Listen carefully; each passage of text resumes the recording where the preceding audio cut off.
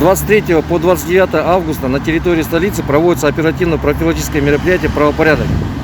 Цель мероприятия – укрепление правопорядка, предупреждение и пресечение правонарушений на улицах и в других общественных местах.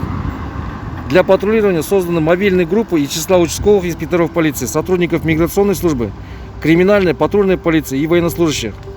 За 2 дня УПМ задержано 8 лиц, находящихся в розыске, 11 лиц за хранение наркотических средств.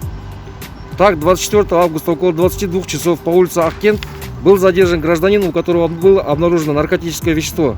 Аналогичный факт был сегодня по улице Камбай-Батыра. На остановке задержан мужчина, у которого при себе находилось наркотическое вещество.